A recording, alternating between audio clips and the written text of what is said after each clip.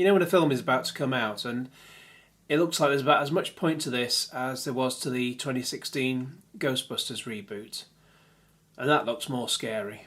Hello and welcome to another video. And every now and again I'll have a look and see what's trending on Twitter just to see what's trending on Twitter. What's going on out there. And then I saw something called Doctor Sleep.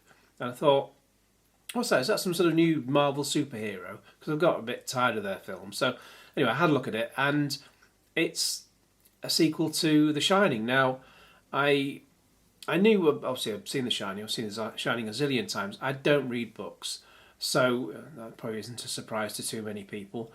But looking it up, The Shining came out in 1977 as a book. But I best know the film that came out in 1980, directed by Stanley Kubrick, and had Jack Nicholson as Jack Torrance, Shelley Duvall as Wendy, and young Danny Lloyd as Danny, who, looking him up since, doesn't seem to have done an awful lot in the film world since. It's a bit of a shame, really, because The Shining is a phenomenal film. I can watch it over and over again. It's just brilliant. But I probably did hear about Doctor Sleep. I sort of in my dim and distant memory. I do remember sort of hearing about Doctor Sleep when it came out as a book. I understand in 2013, looking it up. So it's completely sort of fallen out of my mind, and now we have the film. Since I'd forgotten about the existence of the book, I'd forgotten what the plot was. And playing Danny Torrance is Ewan McGregor. He's all right, Ewan McGregor. He seems to be a jack of all trades and a master of some. I mean, Trainspotting's brilliant, but Star Wars, the early films, the third one, Revenge of the Sith, I like that, but the first two are just, between junk and average. So every time I see Ewan McGregor, he just seems to be Ewan McGregor. Whereas, obviously, you watch The Shining, all I can think of is there's Danny Torrance and Jack Nicholson. I mean, he's wild as anything in any film he does, but The Shining, he made The Shining stand out completely. And so it's difficult, especially watching this, it's difficult to see Ewan McGregor being anything other than Ewan McGregor, especially in his older years. But I'll give anything a try. And looking at the cast, we've got Rebecca Ferguson, who was in the last two Mission Impossible films. And also says Jacob Tremblay, who was the young lad in Room. Now, Room's a brilliant film. And I could see, I don't know if, dare I suggest remaking The Shining, but if you did ever remake The Shining, he's a good actor.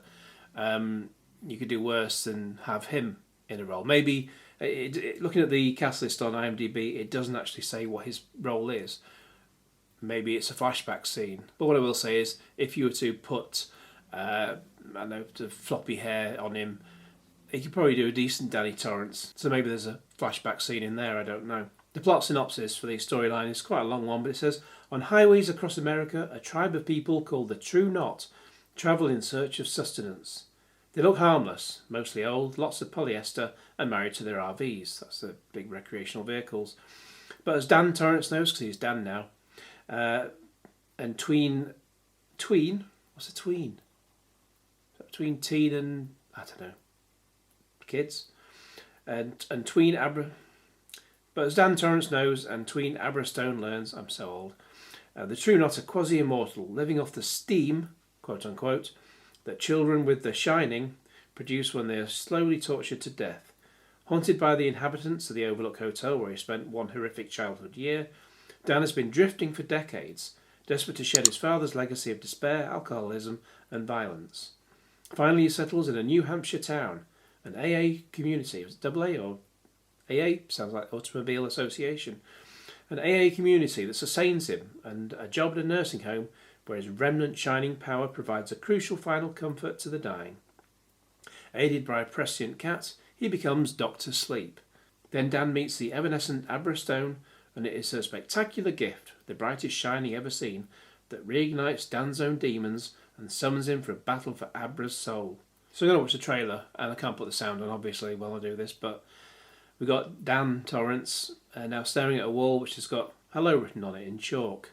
He goes into another room and it says morning. Who's writing all these words? Who knows? Then we see him writing words. And he writes the word school.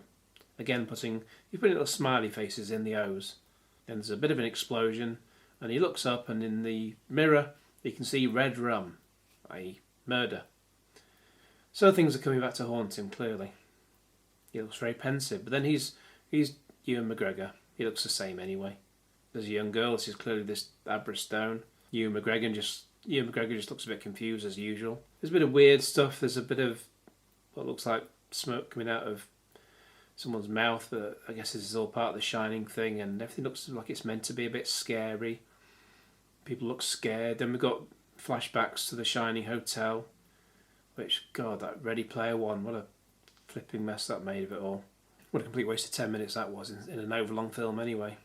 Ewan McGregor's talking to the girl again. There's some of the blood from the hotel. More stuff that were meant to be scary, and I'm just like, someone who looks like they're meant to be dead.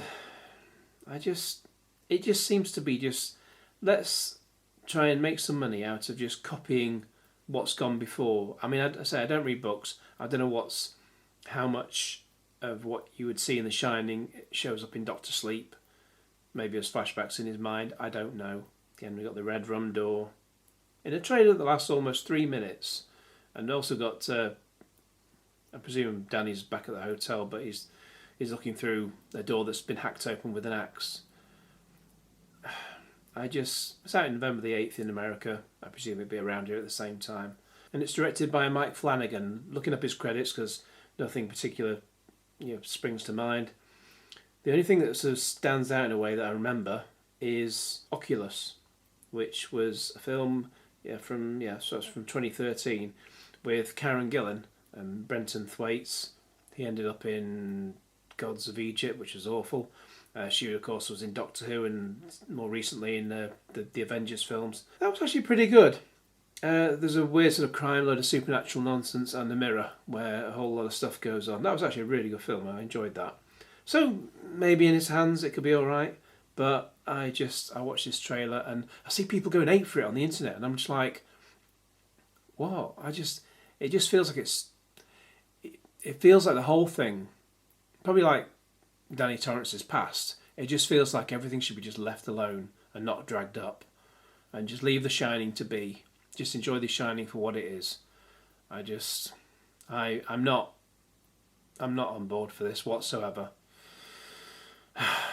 When it comes out on November the 8th, what do you think? Is it a film you're looking forward to? Let me know your thoughts in the comments below. In the meantime, please like this video and share it with your friends, and subscribe if you haven't already, and click on the little bell to get all the notifications, and cue Genesis.